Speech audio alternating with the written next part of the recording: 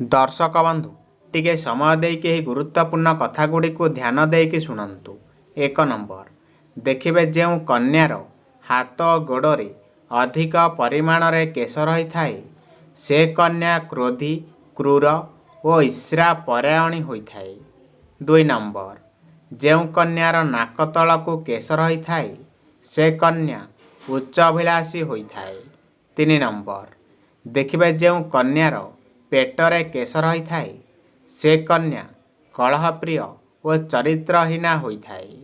4 number दर्शक बंधु जो कन्यार छाती रे केश रही थाए से कन्या स्वार्थपर और लज्जाहीनता होता है।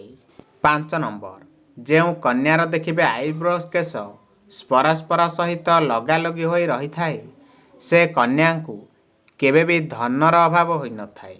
6 नंबर जो कन्यार देखिए आखि पलंकरे छोट कला केश होता है से कन्या सौभाग्यशाली होता है। 7 नंबर जो कन्यार केश लंबा और घन होता है से कन्या सौभाग्यवती होता है। 8 नंबर जो लोकंकर डाहाण पादरे तीर चिन्ह थाए से लोक ज्ञानबद्ध और धर्मपरायण होता है। 9 नंबर कान मध्य जो लोकंकर कला जाय रही थाए से लोक सुख संपद प्राप्त करिथाए।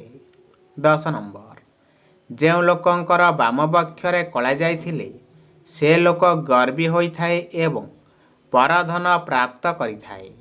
11 नंबर डाहाण हाथ कहुणी उपरे कला जाइथिले से लोक खराब कार्य मन बलाई थाए। 12 नंबर जो लोकंकर बाम हाथ कहुणी तले कला जाई थाए से बहुभाक्षी हुए और सुख भोग करिथाए। 13 नंबर जो लोकंकर मुहर डाहाण पाखरे कला जाई थाए से परोपकारी एवं मान और सम्मानर अधिकारी होइथाए। 14 नंबर जो लोकंकर मुहर बाम पार्श्वरे कला जाई चिन्ह थाए तांको जीवन सारा सुख शांति भोग होइथाए। 15 नंबर पिजुली पत्र को पानी रे भल भाव सिजाई से पानी को मुंडरे लगाइले मुंडरू चुट्टी उपड़ा बंद होता है। 16 नंबर उषुम पानी रे महू एवं लेंबू रस मिसाई पीले खास छिंक एवं थंडारू रक्षा मिलता है। 17 नंबर उषुम क्षीर रे 1 चामच हलदी मिसाई पीले खास छिंक सबुदिन पाई दूर होता है। 18 नंबर शोइला बेले खास छिंक हेले मुंड तले तकिया दे शोइले किछि परिमाण रे कमी जाइथाए। 19 नंबर केबे भी काहारे को सीधा हाथ रे लुण दियंतु नाही यहा द्वारा झगड़ा लगी थाए। 20 नंबर प्रत्येक दिन पानी रे लुण पकाई घर पोछिले भाग्य रे परिवर्तन होई सौभाग्य आसी थाए।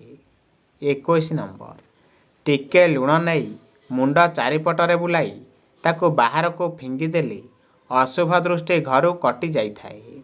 22 नंबर सप्ताह को थरुटिए मिश्रीयुक्त खीरी परिवार रे समस्ते जदि एकाठी बसी खाइले माँ लक्ष्मी प्रसन्न होइथांती। 23 नंबर जदि आपणक घरे कौनसी कार्य होई पारु न थाए तेबे पाइखाना रे गोटिए मुठा लुण सबुदिन पकांतु।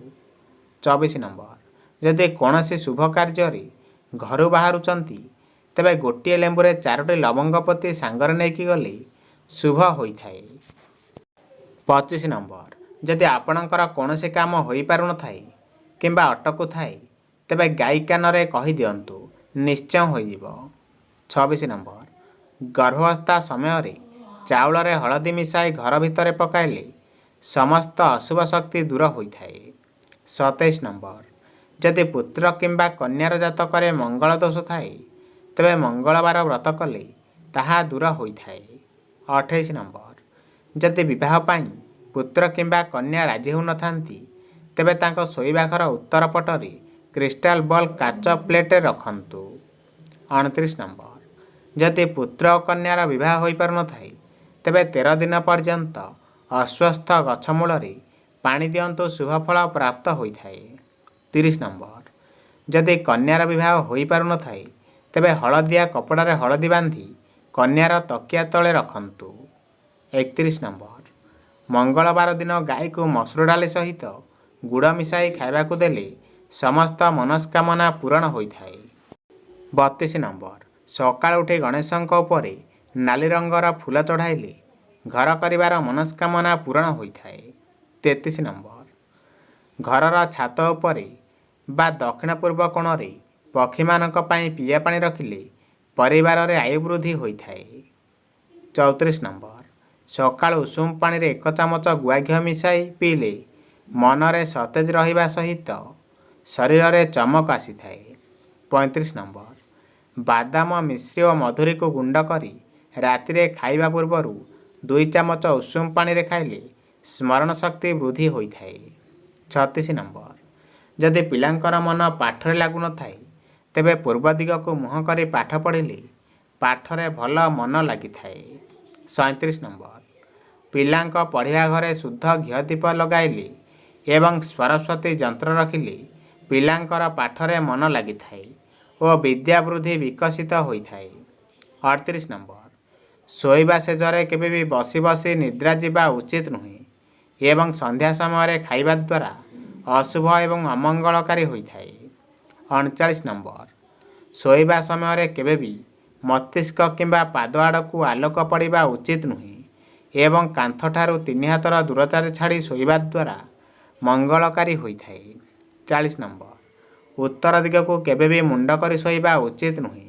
ଏହା ଅଶୁଭ ହୋଇଥାଏ ଏବଂ ମସ୍ତିଷ୍କକୁ ରକ୍ତ ସଞ୍ଚାଳନ କମ୍ ହେବା ସହିତ ସ୍ମୃତିଭ୍ରମ ହେବାର ସମ୍ଭାବନା ଦେଖା ଦେଇଥାଏ। ମନେ ରଖିବେ।